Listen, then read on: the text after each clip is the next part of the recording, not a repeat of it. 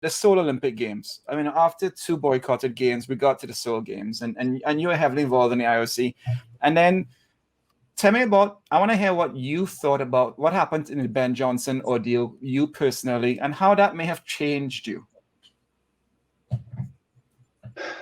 Well, the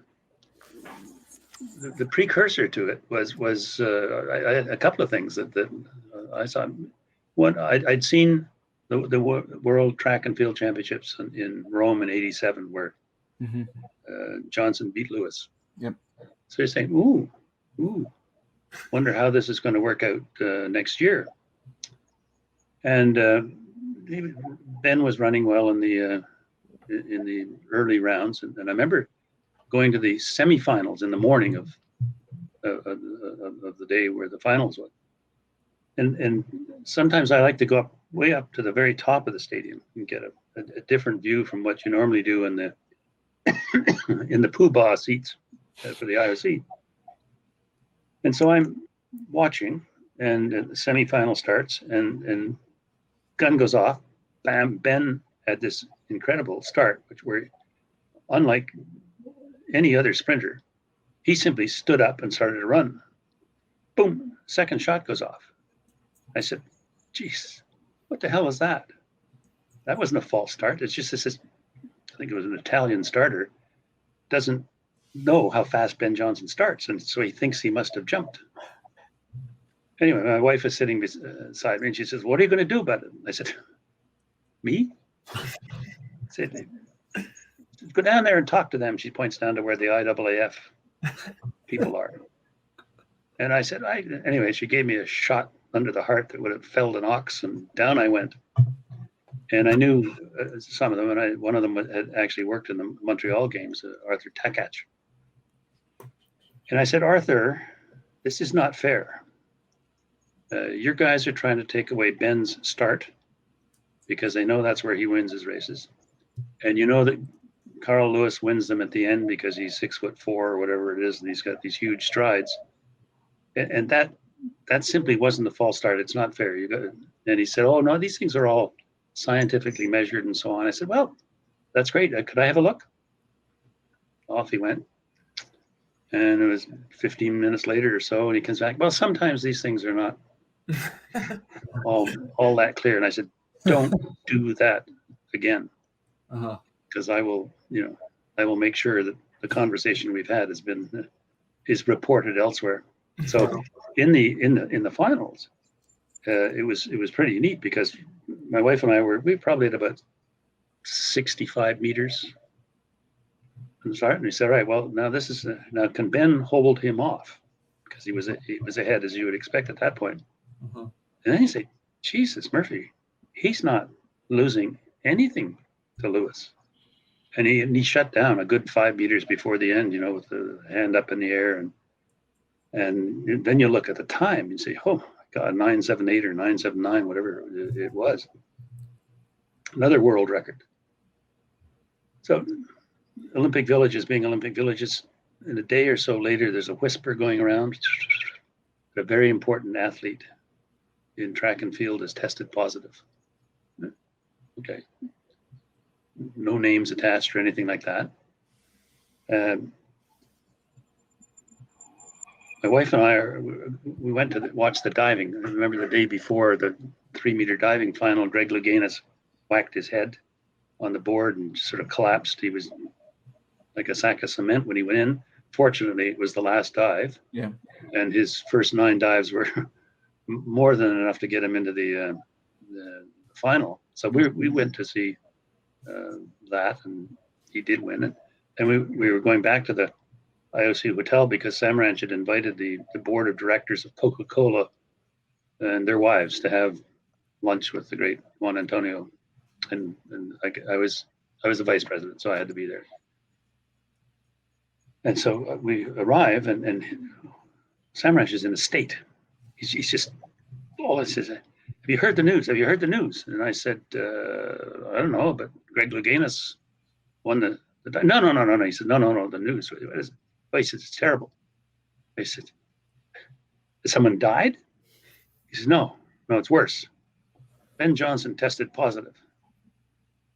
thought, oh God, here we go.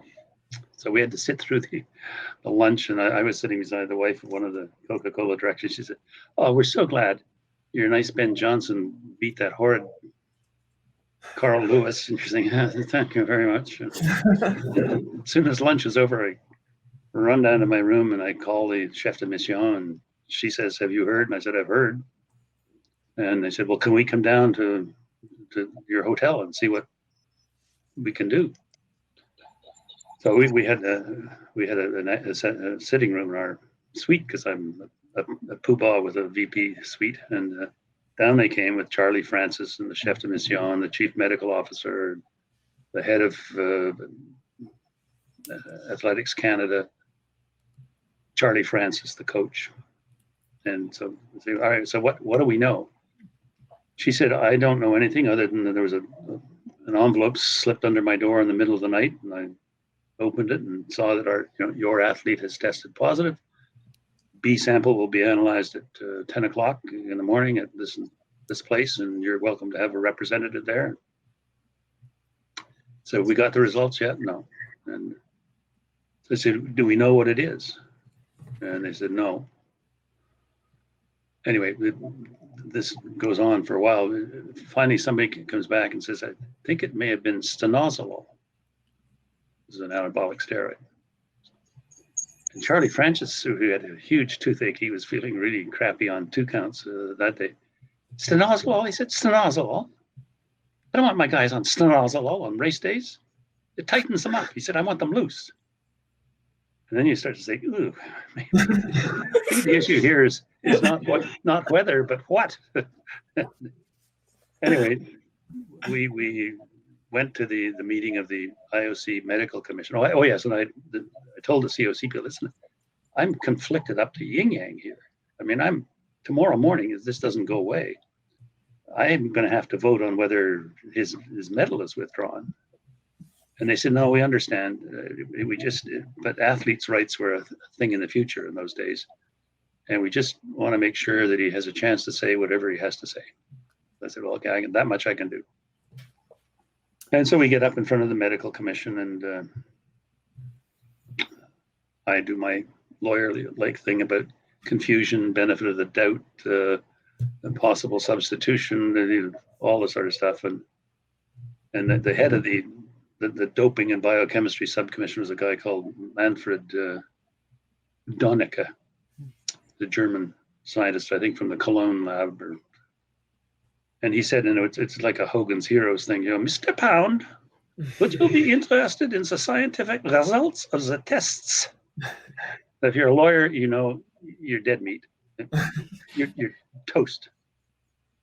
So I said, well, look, I won't understand them, but our chief medical officer, who's sitting beside me, probably will. So that's not much of a dialogue. It's actually Donecke laying down what happened. And so I look over, and our chief medical officer had a white T-shirt on. You couldn't tell where the T-shirt ended and his skin started. He was that pale. And I said, what have we just heard? He said, we've heard 2 things. One is that he was full of stanozolol, for which he tested positive. And secondly, that this is not the first time he's been using anabolic steroids, because his entire renal cortex, which is what generates the testosterone in the system, is almost completely inactive. The body says, oh, well, we got enough testosterone here, guys. We can take a day off making it ourselves.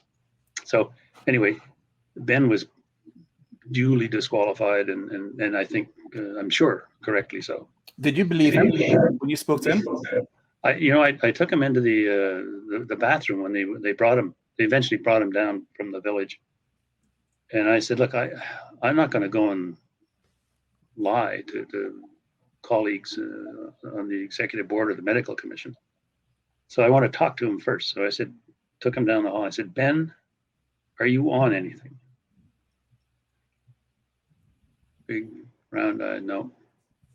I said, okay, we'll see what we can do, but it's a real uphill struggle. Anyway, so what folks who get caught do is they lie and they deny. and they say analyze the B sample because it can't possibly be by urine, and or I got it from the toilet seat. All kinds of crazy excuses. So I think he was properly disqualified.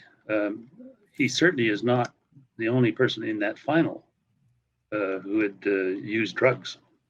In fact, one of the fun things was, as this rumor I told you about, all of a sudden the British call a press conference who confessed that it was Linford Christie who had tested positive, which he had for a stimulant. And it was one of these stimulants where below X nanograms, it's not doping. Above Y, it's automatic doping.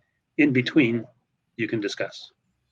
And so Linford Christie said, it must have been the Ginseng tea that I was drinking. And he won a squeaker. I think it was like 13-12. They said, fuck it, it's not doping.